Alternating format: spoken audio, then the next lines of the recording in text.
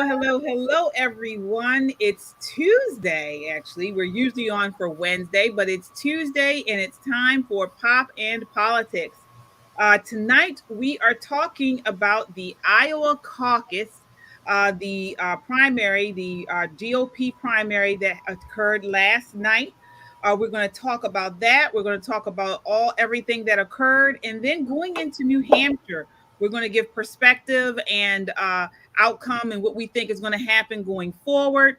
We have a special guest with us tonight. We have Nathaniel Gavronski. He is a political consultant and he was there in Iowa last night. So we're going to pick his brain about what occurred, what didn't happen, and what he thinks is going to happen going into New Hampshire. How are you tonight, Nathaniel? I'm doing great. It's nice to have the caucuses finally over with. It's been a long 18 months. I'm sure. All right, we're going to get into it. Before we start, again, as I always say, join the conversation by leaving a comment on YouTube or Twitter. We will check the comments periodically throughout the show. And don't just comment, subscribe. Subscribe to our social media so you always know when we post new content. You can check us out also on our website at www.popandpoliticslive.com. We are also on Apple Podcasts and Spotify. So if you can't watch us, you can always listen to us as you work or as you drive. You can do that again on Apple or Spotify and Rumble. We are on Rumble as well. You guys know we are an independent media. So each time you subscribe, each time you donate, it helps to make our voice that much stronger. And we're going to need it, guys. We're going to go over the data tonight coming out of these exit polls. And the question is, some of it isn't too great for Trump. So we're going to talk about it all, but we need everybody, every voice, especially ours, to be amplified over the next 294 days. That's 294 days to the general election, I believe. We need it. So again, we love our super chatters. If you hear something you like and you want to support that way, you can certainly do it that way through super chatting also. All right. How are you ladies doing? Shelly and Crystal? Good. Hey, y'all. All right. My boy pulled out that 30-point win, not just the win, but the 30-point. Yes, he did. All right. So we're going to get right into this. So I want to start with you tonight, Nathaniel. First, a lot of people actually asked me about the Iowa caucus, especially being from Baltimore. We're city girls. Why is the first primary in Iowa? Can you answer that? Why is it there? Basically, it's the math. See, Iowa took a long time to actually elect its delegates from the precinct to the county to the district to the state, and then to elect those delegates forward to the national convention. So they had to set their caucus date considerably earlier than everyone else. So they had the time to get all those local elections taken care of for the national convention. What that allowed Iowa to do was be first. And what really kind of hit this off was the 1976 cycle, when it was kind of contested on who was going to be the nominee on the Democratic side, actually. And this played a role on the Republican side as well. But in 1976, everyone came through here and they ran. And to be honest, the only guy who didn't lose was Jimmy Carter. Mm-hmm. And so Jimmy Carter's name went forward to New Hampshire, and everyone was like, well, who's this? Who's Jimmy Carter? But people out there had no idea who this guy was, but they knew that all of the front runners, they didn't like him. In fact, in Iowa, no one liked the front runners, and so they didn't vote for him. And non-aligned, which means no one got the majority of the vote, is actually the people who won the state. And so it's that filtering out of bad candidates. So like you see, like Howard Dean lost. He was the front runner. He was supposed to be the number one guy, and John Kerry beat him out. You see people that oftentimes, win the caucuses, but they didn't necessarily win the general election. There's a lot of things behind the scenes that happened with that. Like in 2020, on the Democratic side, Pete Buttigieg actually won the entire primary. They just didn't want him. They wanted Joe Biden. But let And me ask you, but why Iowa though? That's well, the question. just because the time They it took us start earlier. They start yeah, earlier picking their delegates. yeah, to get our delegates. And And it it's takes a because longer time for them because they still use a caucus format versus a straight primary like we do here in Maryland. and we actually have a higher turnout typically on a caucus, which you have to be there in person to do, than primaries do. But Okay. it was just on process of getting the delegates. But even the Republican side, people who have won get that name recognition in New Hampshire the week later, and that carries them through quite a bit. And we do a lot of filtering out of candidates that don't really need to be in the race, because we'll sit through and we'll go to absolutely everyone's everything and say, no, dude, like, get out. Like, we're not biting. That's why you saw like Lindsey Graham not go very far. You see people like Eric Swalwell drop out. In fact, Beto O'Rourke and Kamala Harris both dropped out before the caucuses in Well, Kamala 2020. Harris did awful. She was always an awful candidate, and she did awful in her primary. But I That's do right, want him to and move Outward, they're on the bus. I do want to move on though. I know because I want to pick your brain about what happened yesterday. So we saw Donald Trump just totally wiped out the field. I mean, he did well. He did extremely well. I mean, what are they saying? He did so well. He doubled the record for largest margin of victory set by the history of the caucus. Set by It was Bob 30 Dole. points is the new record. The previous was Bob Dole in 88, and that was 12%. And remember, Bob Dole didn't actually end up winning the whole primary.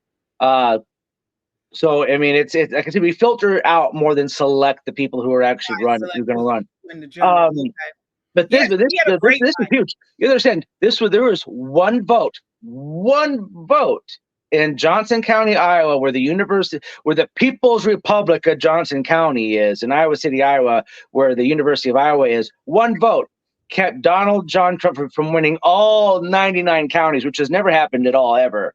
So he had an amazing night. He had an amazing night.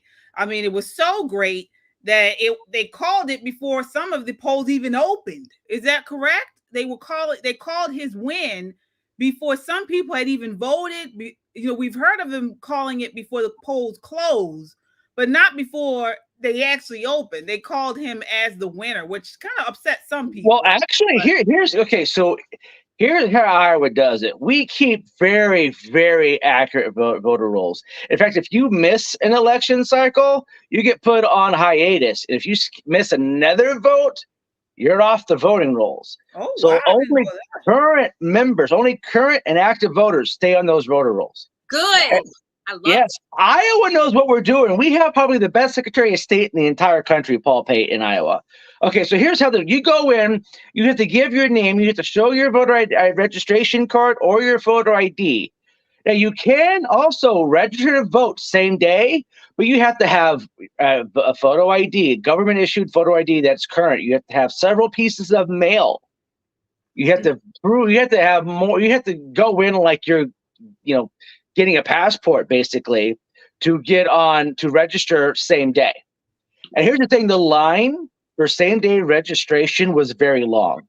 Yeah, that's what I heard. The lines were long, and that's what I heard. Some people were upset, and that's what I wanted to ask you. Did you get that sense that some people were upset when they called it for Trump and they hadn't even voted yet? Only because they wanted to get a chance to get home and watch them announce it live on TV. Okay. Here's the thing. They say statewide we didn't get the number that we had hoped. We only, because of the weather. Listen, it was negative 22 Fahrenheit in Iowa. Right. That's on top of a blizzard. 2 blizzards actually hit Iowa, and Siberian temperatures all at the same time in Iowa. And we had 100,000 people come out to vote in rural areas where some of these voting places are on gravel roads where there's very little light. And we had massive turnouts in some of these rural areas. which typically is opposite. The urban areas usually have a higher turnout. This time, the urban, like, no, we ain't playing. We ain't letting them try to run some of their candidate. It's our guy. So, like, we had massive turnout. So here's the thing. We have been checking with these people and calling these people. So, like, caucus captains. We were responsible for locating and calling and visiting. I was door knocking in sub-zero temperatures for weeks. I still actually have some frostbite on my hand. Say, hello, the caucuses are on Monday the 15th. Can I count on you? They're like, yeah, we'll come hell or high water. And they did. Wow. Yeah. So what are you ladies involved in this? As we know, Nikki Haley, DeSantis came in second with, I think, like 21%. And Nikki Haley 21.2% to Nikki Haley's 19%. Okay. So what's next? I mean, we go on to New Hampshire. I want to open it up the floor. Do you guys think that DeSantis and Nikki should stay in? Should they get out? What's your thoughts there? I'll start with you, Shelley. Yeah. Actually, I want them to stay in until there is no reason for them to be in. I mean, I wanted them to take it all the way. I think New Hampshire and or South Carolina will be the demarcation line for both of them, not just one of them, for both of them. The exit poll, we want to talk about that a little bit. The exit polls, I still say should give us some concern, at least on the Republican side. Yes, I'm ecstatic. I'm happy that Trump won, but some of the exit polling data I've been saying for weeks, we still are not taking note because we are not prepared for some contingencies that can occur. Yeah. I want to get your thoughts on this, Crystal. Yeah, I know you are big. That's your boy. Daddy's coming back home. It looks like Trump won.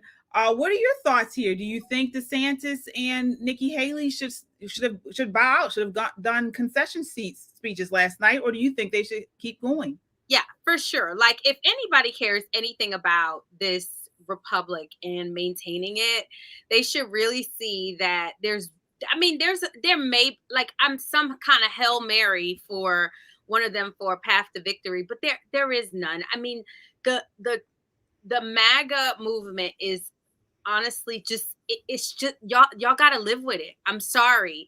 And honestly, if Ron DeSantis has, and I honor that man, he's the only person I've always said that if I had to vote for somebody other than Trump, meaning Trump is in a grave, I would vote for Ron DeSantis. But if he wants to have any kind of political future, he has got to throw his weight behind Donald Trump. And Nikki Haley, I mean, she's a disaster. I mean, like, besides the fact that she's dumb, she is just so embarrassing to me as a conservative, as a woman, as a female. I am telling you, and you guys do not like this, and y'all might not like it. I would vote for Hillary before I vote for Nikki Haley. Honest to God, I would. All right. Well, before we move on to that, we had low turnout yesterday in Iowa compared to previous caucuses. But I want to get your thoughts on this, Nathaniel, as far as, is having a number 2 important to have this time due to how the left and the mainstream is coming and plotting against Trump? Is that important to have? Well, constitutionally, you can run for president from jail, constitutionally speaking. Here's the thing. All the things that they are tracking on Donald Trump as far as all the indictments, all are going against, the 14th Amendment, saying that because the 14th Amendment, his actions, he is then disqualified for running. Or they're civil, basically, right, because the stuff going on in New York, so anyone who knows anything about business will tell you that mark-to-market price and what you list things for are 2 different things, because mark-to-market depends on the day you list it, not anything else. And the banks are the ones who actually appraise these things, not the owner. Mm-hmm. And he actually has to list them for sale before there's ever an appraisal done. I mean, New York and Baltimore and Chicago real estate would cease to exist if what they're trying to pull in New York actually gets pulled through. And everything else on the 14th Amendment, listen, he was not convicted of any crimes when he was president. He was not, he was acquitted from the impeachment. He was not listed in January 6 inquiries that he actually had anything to do with it. He pulled out the tweets. He was trying to tweet out during the time, telling people to go home. Twitter, or now X, took down his message, telling everyone to go home. I mean, you can't have an insurrection. We have talked about that on the show. What I'm saying is that you can't hold him accountable for all that stuff without actually having being convicted, because there's the first 10 amendments that you have to completely forget exist in order for their argument on the 14th. The thing is, Nathaniel, again, I voted for Trump twice. If he wins, he wins. I'm going to vote for him again. On the conservative side, my concern is that even if DeSantis and Nikki would fall out, whatever, they give up their campaign, we still are not prepared on the Republican side to address the potential contingencies that may arise during these next few months. He is being charged with some serious crimes. I think the crimes and the charges are bogus, but nevertheless, there is at least one potential charge that he could be convicted on, and we're not preparing for those contingencies. I want him to win. Well, that's what the convention's for, actually. And look at the contested conventions in the past. You look at the 1876 cycle, the 1844 cycle, the 1824 cycle. These were contested conventions, and they went in with some other person and left with someone completely different. I mean, the 1860s. No, I'm not even saying some other person. I'm saying we need to be prepared if Trump if he actually gets convicted. We don't have a backup. So I don't know if it's going to be Nikki or Ron. It's not going to be Vivek right now. It seems to be. But they don't need to say we're not prepared. Yeah, but it doesn't matter. We don't need one of those because the convention will do it. They don't. What do you mean by that? What do you mean by the convention will do it? Okay, so say we have a front runner. Say Donald Trump's the front runner, and if for some reason he can't be the nominee, we can nominate at the convention as if there were no primaries, no caucuses at all ever. Yes, we could do it that way, and it's been done that way historically. I mean, Adams, Jefferson, Madison, Monroe, they were all done through the convention. Yeah, they don't need to run. They don't need to run against him to be a contingency plan. They don't need to spend $100 million, almost $200 million that could have been spent to. And I heard Charlie Kirk actually say this. Like, they are trying to really have some on the ground ballot. Making sure we do some ballot chasing, do some actual real work. And these people are out here just wasting the voters' money because they somehow believe that they have a chance to take down the giant. Like, it's not smart. It's actually really stupid. And if Donald Trump is convicted and he has all these problems, like, let's deal with it then. But right now, he's our guy. And to her point, exactly, is that this Joe Biden and the Democrats aren't going to show up with empty buckets. And you bet they're going to be running some tricks. So we better be spending more of our money on preparing our poll watchers and educating our local people in those 5 counties that were in question in 2020. We better be spending our money as the Republicans on that. But the reason why a lot of these people are still running is because they got to grease the hands of consultants and think tankers. This is a business more than it is public service.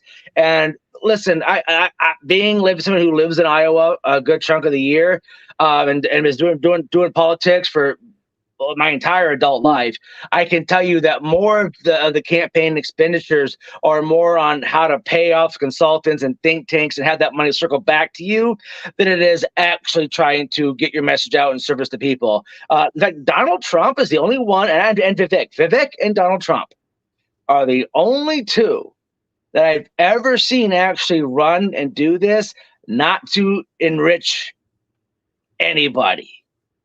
Listen, I can take you to all of these campaigns as people, the PACs people, and show you where this money is going. it's circling, making people rich, and with consultants and think tankers. That's where all the money's going. It doesn't actually benefit anyone but Let me say this though. I have heard from people, and I know you have worked or you've spoken with the DeSantis, Casey and Ron DeSantis. I have heard that it is a little bit different with them. I have heard that Ron DeSantis, is coming from a place where he feels like it's more of a mission for him to run. I do think that, I've talked with people within his camp that if he doesn't do well in New Hampshire, it's pretty much, going to be the end for him. But I have heard that he genuinely really he's running to really make this country better. That would be true. That would be true. So, And here's the thing. I don't agree with him on a couple of very, very important issues, and I made that very apparent to him. I actually talked to Casey on the telephone about 30 minutes before the caucus started and explained to her that, why I was going to be supporting Donald Trump. And she said, I understand it. I appreciate your friendship. I'm so glad I got to meet you and that you spent time getting to know us. And she's like, I can't wait to actually get to see you again. We'll be back to help Governor Reynolds in Iowa. So I have a close friendship with Casey and Ron DeSantis. I've hung out with their kids quite a bit. We were playing football, catch. I mean, I know all of these candidates. And I do mean all of them quite well at this point. Even the ones that have been dropped out since the summer. I know all of them. I have most of their cell phone numbers. I don't have anything bad to say about it. Not even Nikki Haley. I agree with her the least on her, especially on her foreign policy, which is all go blow everything up. She has the worst policy on Social Security, the least amount of knowledge on Social Security and retirement and Medicare and Medicaid. She's got the least amount of knowledge on a majority of the issues. That makes her more ignorant than dumb, but it still makes her to the point where she's not really at the same level as Ron and Donald as far as being able to implement and manage. She did some great things in South Carolina, but I was actually there in her office when she was governor telling her, oh, by the way, the Chinese are buying up all your real estate. And they're taking the market value of rent from like $800 and $900 a month to your ceiling for Section 8, which is $2,000, because the Chinese are buying up all the buildings, raising all the rent to the max for Section 8. Nathaniel. She probably said, "What's market rate?" Actually, she did. Well, so what were some of the issues or some of the challenges with the exit polling? Some of the issues on which the numbers they may have gone against Trump. Yes, he won, but what were some of the people saying on the exit polling? Well, on the exit polling, a lot of them, they talk about, the indictments. And I said, as a reminder, listen, the Supreme Court is going to rule on this all in Donald Trump's favor. In fact, it's even baked in that the Supreme Court is going to do this. Again, a lot of these proceedings in Maine, we're throwing out the ballot, Colorado, New York, DC, Georgia, Florida, is that these people are elected officers and they need something to run on, something to campaign on, to fundraise on. That's exactly the reason they did what they did, is that they campaigned on it. They've got to act on it so they can campaign on it again. That's the reason why he hasn't been indicted.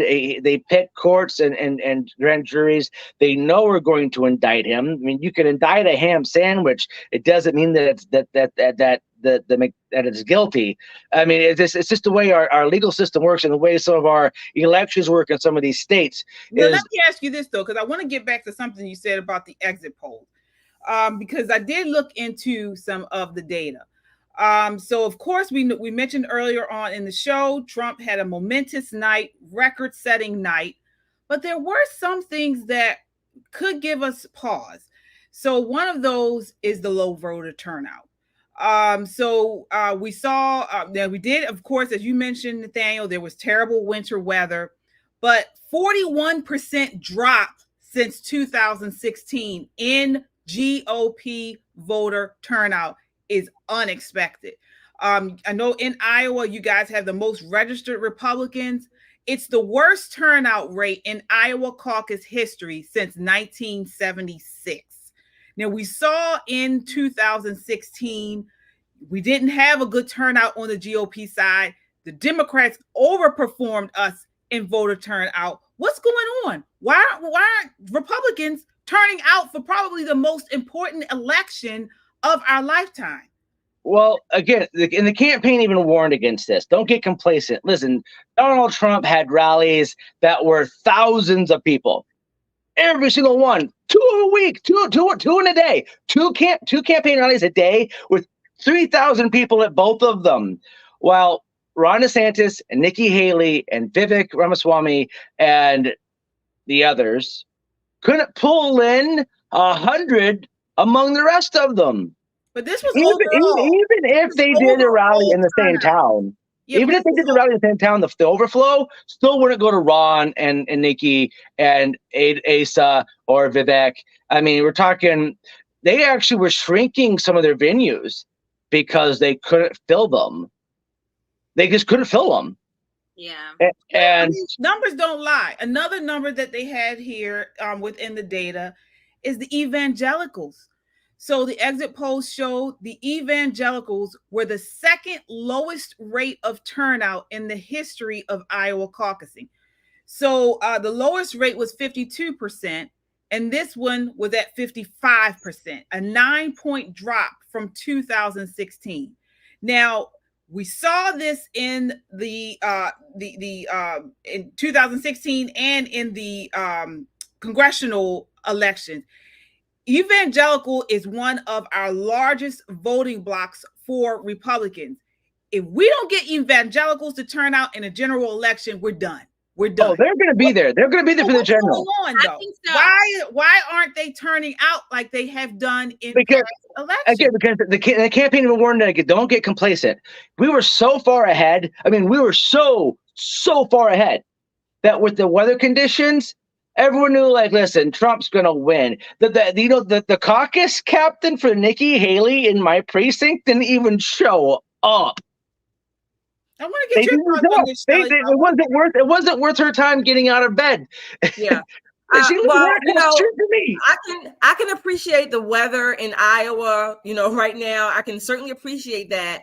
It kind of concerns me because when we take that to a general election, if we have that same mentality amongst it won't be. The general election is completely different. I'm just saying, if that mentality is there because they're saying, oh, he's so far ahead, then I think the media can use that and they'll start calling like they like to play the little games with the elections. They'll start calling things over in Arizona when the time difference is still Eastern time, and polls and haven't even closed yet. I just don't want us to get complacent and not show up because they're thinking that, oh, he's so far ahead.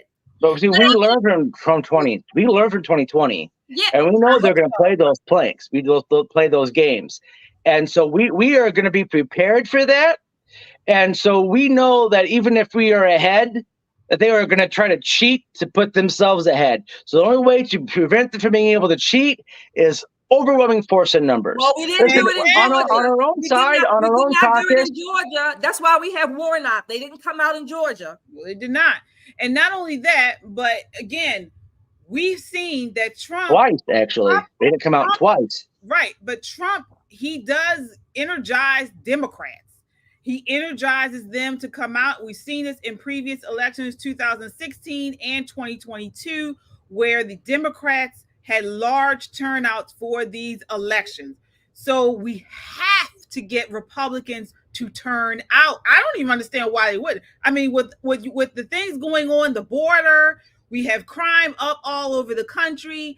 They're trying to, this whole sexualization of children. I mean, these are major issues. The economy, inflation is in double digits still. We have to get people to turn. Not only that, I don't see us on the outside. I haven't seen us taking a more active, assertive effort with the ballot harvesting or whatever, getting the ballots out for the people who won't go to the polls. We kind of been lax on that. I don't think that's been changed in New York. So the Republicans in New York and California have gotten on board with this we've understood that. Listen, it's not the way our grandparents used to vote. It's not the way they're going to do it. If that's how they're going to do it, then we have to learn how to do it too. In fact, we have to do it better than they do. Now, for example, in Iowa, ballot harvesting is just basically this: that someone goes and picks up the ballot and takes it to the But we are ballot not place. we are not utilizing our resources to not just educate, but to make that an issue, to make that an important way because to vote. everybody wants to be a star, and that's my issue with the whole Nikki Haley, and my issue with the whole Ron DeSantis, even my issue with Vivek. Like, dude, like, we need to be focusing on general election. You sit up here trying to beat a man that you know was good for the country. It's not like you didn't think that he was bad. Of course, you think that he's a loudmouth New Yorker. You don't like his personality. The whole grab him by the pussy you hate. Okay, fine. Ultimately, in the 4 years that he was president, he did a good job. Y'all are all under the age of 60. Sit your ass down and get behind the nominee, and let's go to work. All right. Well, speaking of that, let's talk about his numbers in the suburbs. This was another exit poll data. Trump only averaged 41% in Iowa's 4 largest counties. That's 10% lower than he ran statewide. He is still underperforming in suburbs. Suburban moms, women. This has been a weak point for him in the past. And looking at these numbers, it is still a weak point for him. Why aren't suburban moms voting for him? Messaging. It's messaging, and it's the campaign. I'll be honest. A lot of these campaign staff, this is with every campaign, and it's also with a lot of the official staff in DC in the congressional offices. Most of these guys are just doing this job so they can become official staff, then either become a lobbyist or become a news pundit. That's their goal. So they're not really caring about the messaging. They're just checking off the boxes of what they do from a campaign they win. This is where you 3 ladies are going to come in. Here's the messaging for suburban moms. Okay, for one, they have different outlooks on literally everything. Most of them, if not every single one of them, know someone who has a child, or their child has a friend who has a disabled sibling at home, living on a very, very low fixed income, or living on disability. This is something that these suburban moms are aware of. One, like the community issues, the fact that their neighbor isn't able to make it because they have a special needs child at home. Their other neighbor who's living on a fixed income from retirement, and because of Biden's policies, they've really screwed this guy. But then the people in the terms of the campaign on messaging don't even know how to talk to them because they've never lived that life. You guys, you 3 have experienced the life under Trump. So listen, there were more startups, Black-owned businesses starting up under Donald Trump than any time in history. 61% of all new businesses were women. He had the lowest unemployment for all minority groups in history under Trump. You had the highest, fastest growing real wages at 4.3%. Since World War II. You had the highest levels of production made in America since World War II. You guys are going to feel that more so than the consultants and more so than the think tankers who only have to push a pencil for work, who don't have to worry about balancing that budget because they have a trust fund that someone 20 years ago set up for them. The messaging is going to come from you. The grassroots is what wins elections, and actually that's what won elections all the way from Washington up to FDR. Right. So yeah, and we keep talking about messaging. Like, I mean, like, suburban moms, what do we care about more than anything in the entire planet, more than children. Our husbands? Our children. And Republicans are trying their best to bring, I don't know what it's going to take, but you literally, I talked to some suburban moms and they're more concerned about their 12-year-old having an abortion than a freaking sex change. What is going on? And we have to start shaming the people that are manipulating these suburban moms with, oh my God, what if your 12-year-old gets raped? What if your 12-year-old comes home and says she hates you, white devil mother? That actually happened to one of the people I door knocked on. That was that exact quote. What? A 15-year-old daughter came home and they were going over the homework, and the mom was trying to explain a little bit more about the Mayflower Pact and the very first treaty with Europeans and Native Americans, like as far as like we're gonna work together, was the Native Americans that worked with the Pilgrims. That, hey, you guys got those boomsticks. We will feed you if you will help us go take out this enemy tribe. So it was war between Native Americans versus Native Americans, and the Pilgrims just happened to pick a side because they were offered food. That is, that's what the mom was trying to explain. And the 15-year-old girl is like, no, you guys, whites are trying to exterminate all the natives. She's like, no, actually, the natives were exterminating the other natives. We just got caught in the middle of it because we were trying to starve. And also, so like, again, every aspect of minority politics, black, white, red, green, yellow, all of them, it's complicated. They were on both sides of every issue, and I do mean every issue. But this is what the left tries to paint everything based off of race. And speaking of that, I want to show you guys this clip. This is a clip there, as we've mentioned.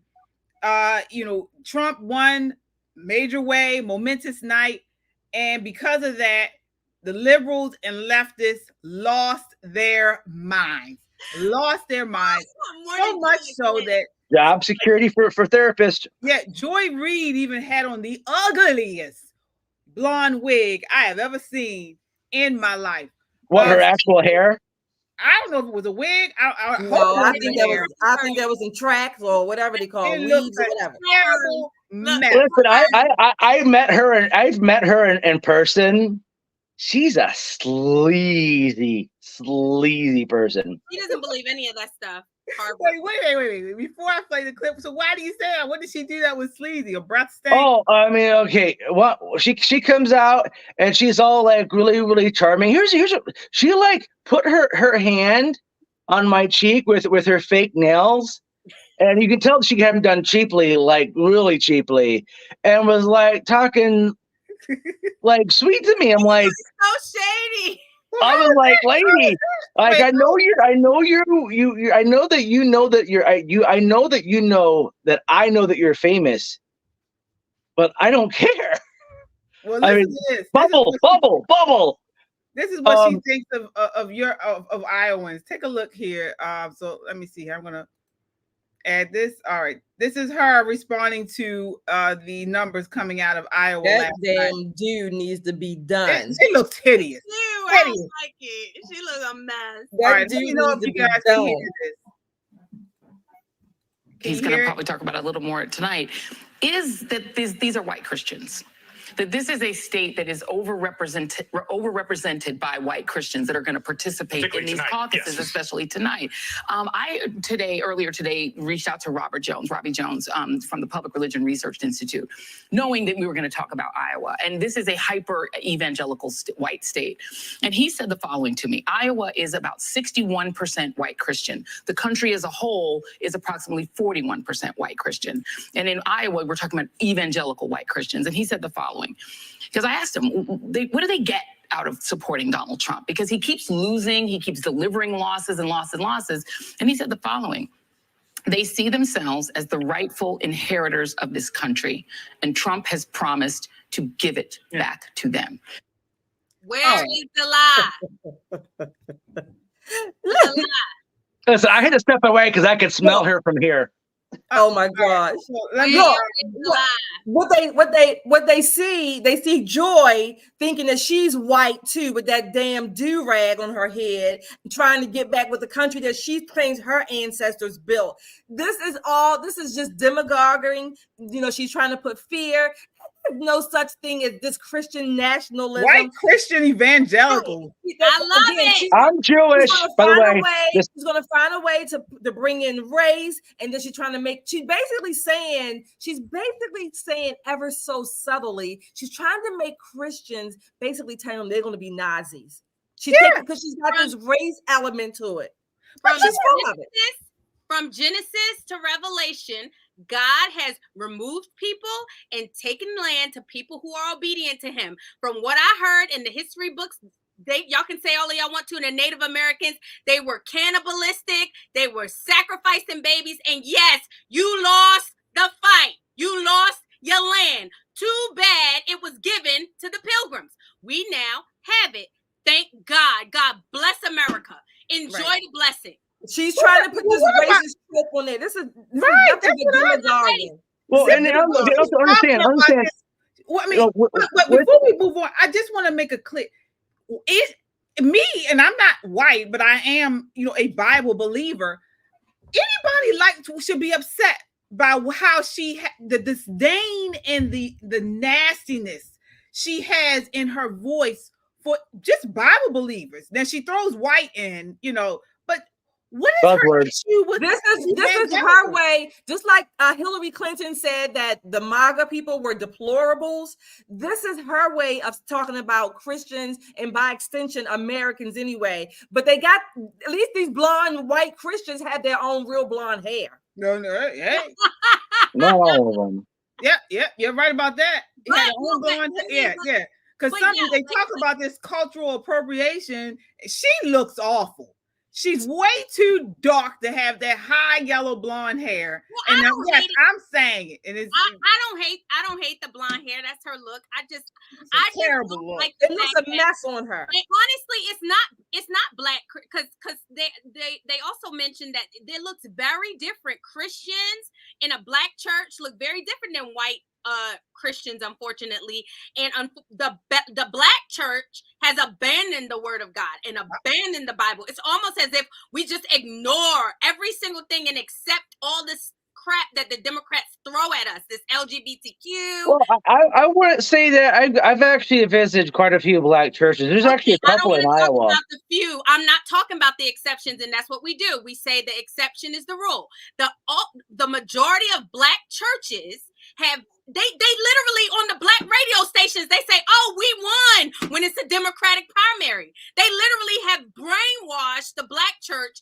to say, "Oh, whites are racist and the black church should be going with the Democrats," and it's just not right. If anything, we have more in common with those evangelical Christians that Joy Reid is trying to get us to hate, and those are our brothers and sisters. And honestly, Joy Reid and MSNBC and all them other people, Rachel Maddow, the carpet muncher, those are the enemies of Christ. That's right. Yeah, but the thing is that Joy, actually, I agree with you, Crystal, but Joy Reid, this is not about religion for her. This is about racism, and she's trying to stir up stuff. She could give a damn if they were Buddhists for all that matter. All she's concerned about more so is that they are white, and they're a majority white state. That's what her main issue is. And that's actually my issue, too, because listen, Iowa, as someone who travels from Boston to Bismarck, down to Austin to Raleigh on a regular basis and every state in between, Iowa's genetic makeup is actually very close to the nation as a whole.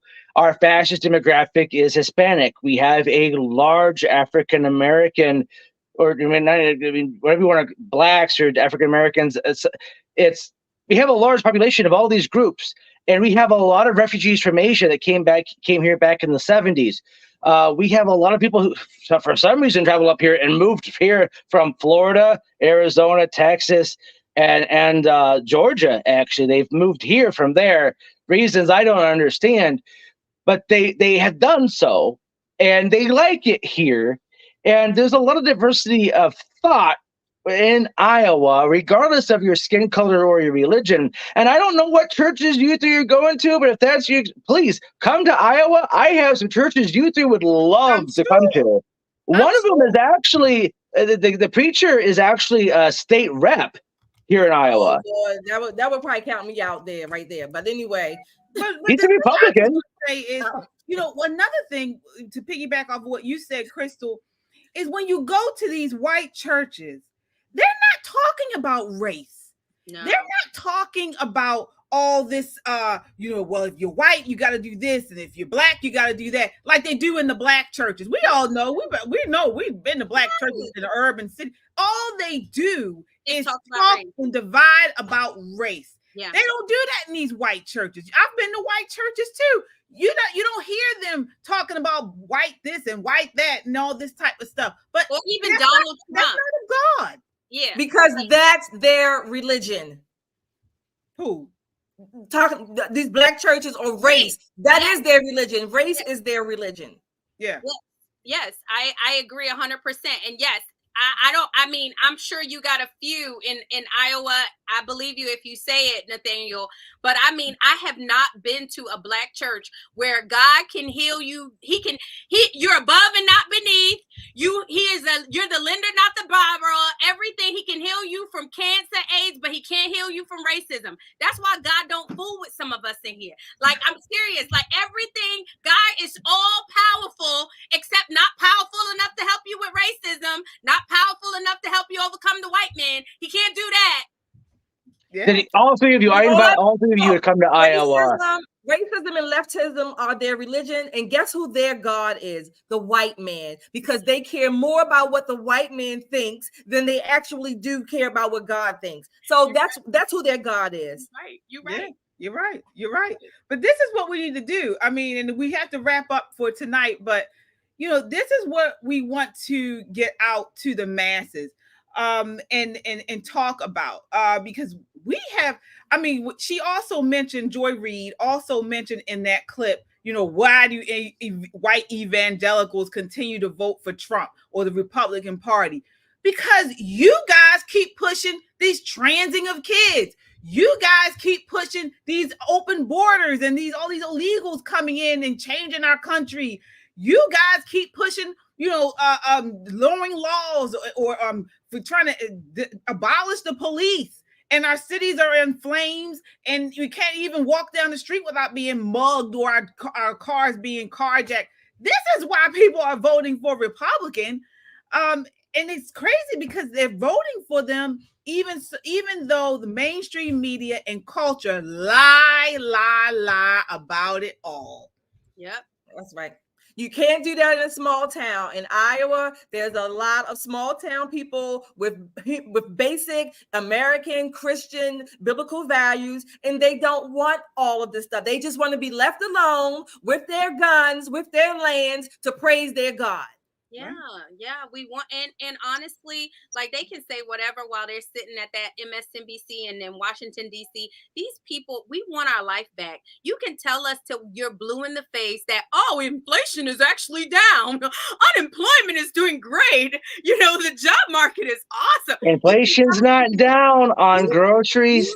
Exactly. You can tell me till you blue in the face, but I live it every single day. And we cannot continue to believe a lie when it's looking dead in front of our face. The inflation is raising household cost $750 a month per household. Wow. Oh, not according to Biden today. He was, inflation is actually down. Mm-hmm, mm-hmm. They don't measure everything in inflation. They don't measure groceries. They don't measure a lot of daily required home products. They use gas. They use a couple of other like benchmark things that they review, but it doesn't actually your daily the weekly paycheck expenditures of Americans is actually almost never calculated in the inflation numbers.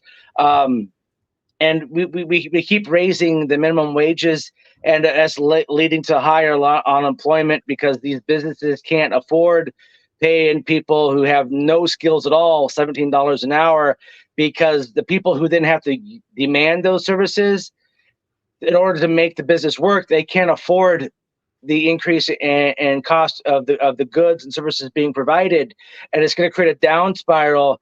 And listen, if 29 was nothing compared to what we're looking at the economy at the scale of what we're talking about.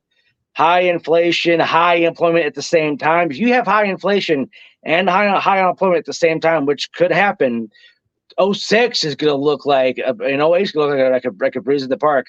You're going to have to start bringing back Donald Trump's policies of Made in America, putting American citizens first before corporate America, putting American tax dollars to work for Americans, to allow Americans to have the liberty and the freedom to create their own jobs, to create a living for themselves, allow them to feel like they can have children because they're going to be their children. They're going to raise those children as they see fit.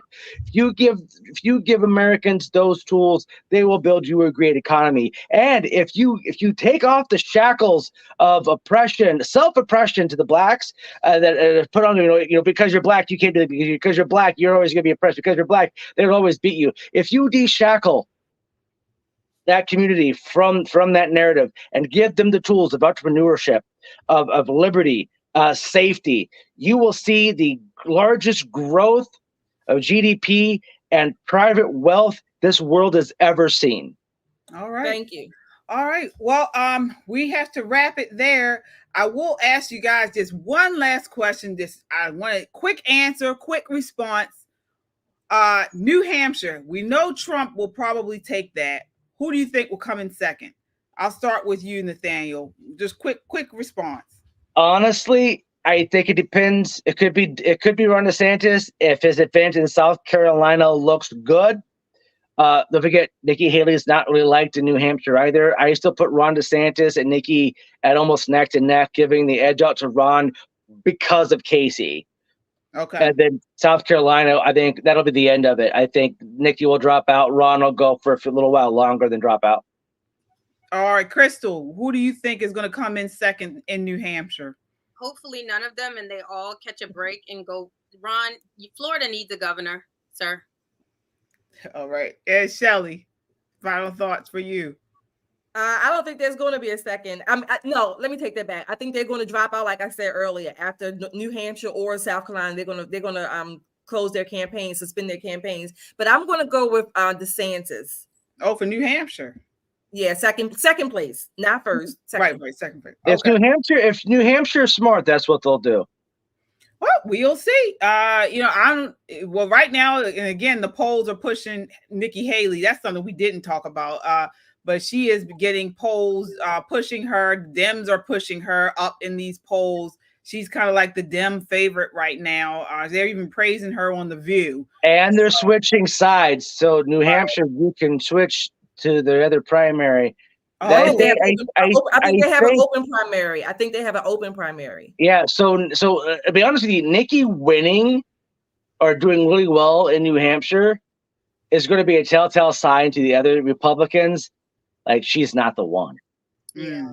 Because of the